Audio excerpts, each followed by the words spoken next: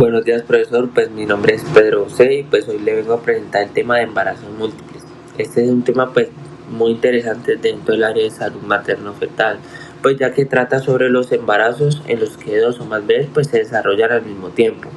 Listo, y pues los objetivos de este seminario son, el primero pues es comprender qué es un embarazo múltiple y cómo se origina. El segundo es explicar la importancia de la corionosidad y la amniosidad, que son términos pues claves en este tema.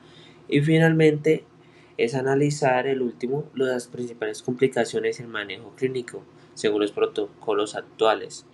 Este resumen lo que busco con este trabajo es entender pues, el fenómeno biológico y al mismo tiempo su importancia médica, ya que reconocer los tipos de embarazo múltiple ayuda a prevenir riesgos tanto como a la madre como al bebé. En esta diapositiva podemos observar el mapa conceptual, que se resumen de forma visual todo el contenido. En el centro podemos encontrar el concepto que es embarazo múltiple y a partir de ahí se ramifican los temas que lo explican. En la primera parte vemos el origen donde pues se diferencian entre los embarazos disigóticos que provienen de dos óvulos distintos y el monocigóticos que provienen de un solo óvulo que se divide.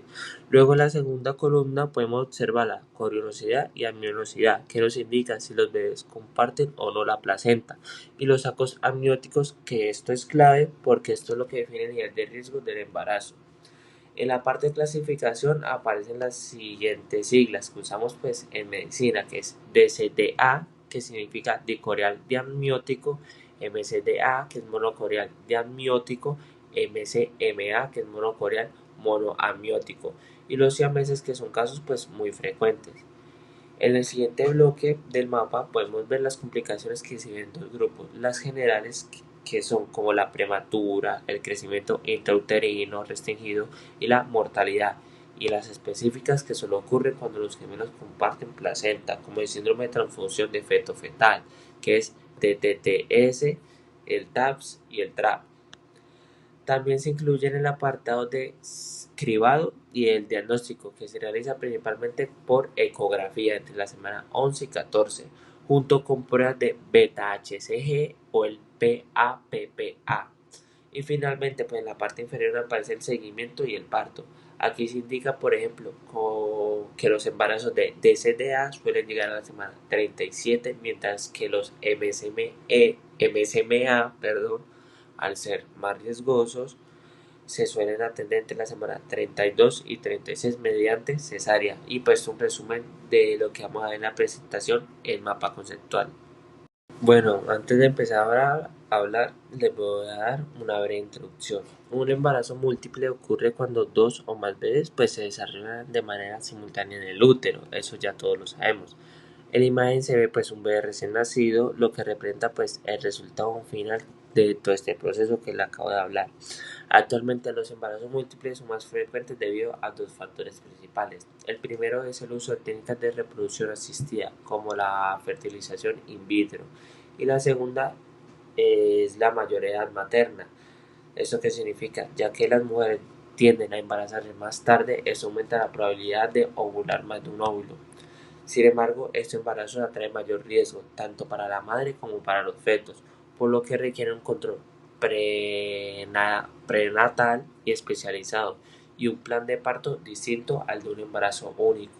Listo, aquí les voy a hablar pues que existen dos maneras de embarazos múltiples. La primera es disigótico o fraternal, que ocurre pues cuando se liberan pues dos óvulos distintos que son fecundados pues por dos espermatozoides diferentes. En este caso los bebés son genéticamente distintos, como si fueran pues hermanos normales, aunque nazcan al mismo tiempo.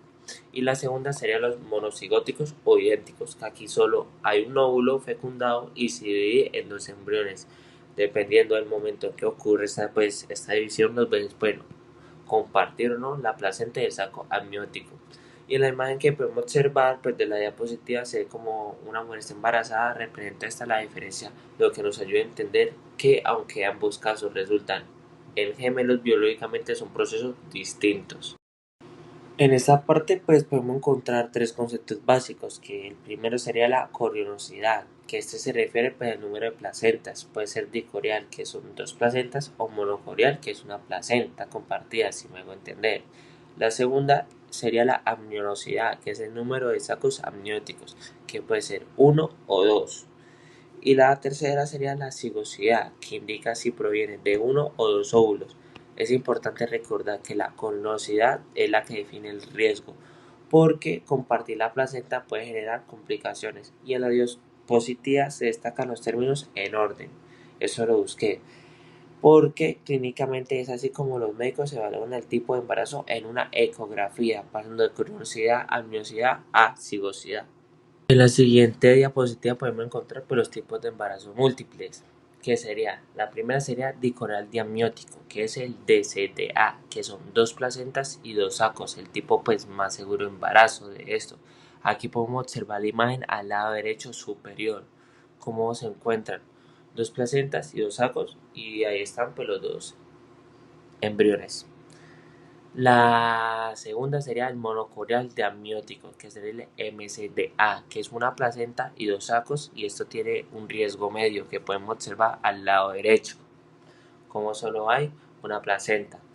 El tercero sería el monocorial monoamniótico, que es el MCMA, que es una placenta y un solo saco, que es el tipo pues más riesgoso porque los cordones pueden entrelazarse, como podemos observar en la parte inferior al lado derecho de la esquina. Y el último pues serían los siameses, que es el resultante de una separación pues incompleta del embrión. Bueno, aquí le hablaré sobre el diagnóstico temprano de corionosidad. El diagnóstico temprano pues es fundamental entre la semana 11 y 14, ya anteriormente dije en el mapa conceptual, y la ecografía pues porque permiten determinar si los bebés comparten o no la placenta. En la imagen de la diapositiva pues podemos observar como una escena de parto, que esto simboliza pues que el resultado del control fue adecuado. Para determinar si el resultado fue adecuado y en la ecografía se utilizan dos signos, que son el signo lambda o twin P, que se indica cuando son dos placentas, y el signo T, que indica cuando es una sola.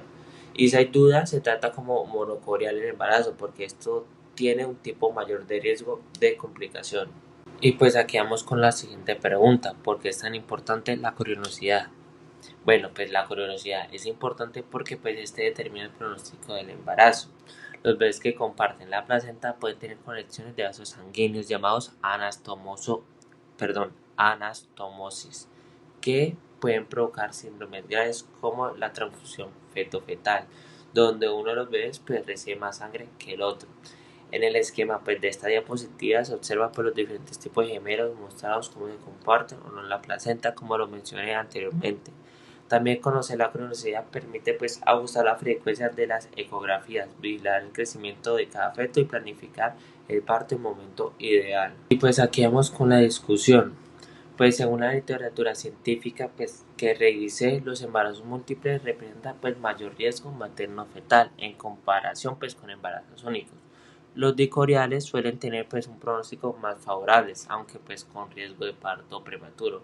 En cambio, los monocoriales requieren una vigilancia más estricta, ya que pueden aparecer complicaciones como TTTS, TAPS o TRAP. Por eso los protocolos actuales recomiendan definir la cronosidad pues, entre la semana 11 y 14 ya anteriormente dicho, mediante ecografías para ajustar los controles y planificar el parto. En la imagen pues se ven los gemelos monocoriales, que es lo que representa cómo comparten la misma placenta y explica el riesgo de desequilibrio de la circulación sanguínea ya anteriormente dicho. Bueno, en la parte de epidemiología, pues a nivel regional en el Valle del Cauca la incidencia es cercana al 1%, principalmente asociada a la edad materna avanzada y a la fertilización asistida. A nivel nacional, en Colombia, los embarazos múltiples representan entre 0,9 y 2% del total, con una mortalidad fetal del 12%. Y en el mundo la frecuencia aumentó entre 9 a 12% cada 1000 nacimientos en las últimas décadas. Y en la gráfica de la diapositiva pues observa como las regiones más desarrolladas, que son Europa o Norteamérica, tienen los porcentajes más altos debido al uso de técnicas de fertilidad. Y pues para finalizar la presentación, pues en conclusiones saqué 5 conclusiones. La primera es que la corionosidad y la amniosidad determinan el pronóstico y manejo de los embarazos múltiples. La segunda es que estos embarazos tienen mayor riesgo de complicación que el de un solo feto. La tercera es que el diagnóstico temprano entre la semana 11 y 14 semanas es clave para definir el seguimiento. La cuarta es que los monocoriales requieren controles más estrictos. Y la última es que la planificación del parto debe individualizarse según el tipo de embarazo. Y pues nada, muchas gracias por prestar atención a mi trabajo. Estas fueron las 3 referencias que yo usé para hacer ese trabajo y espero que se encuentren muy bien. Hasta luego.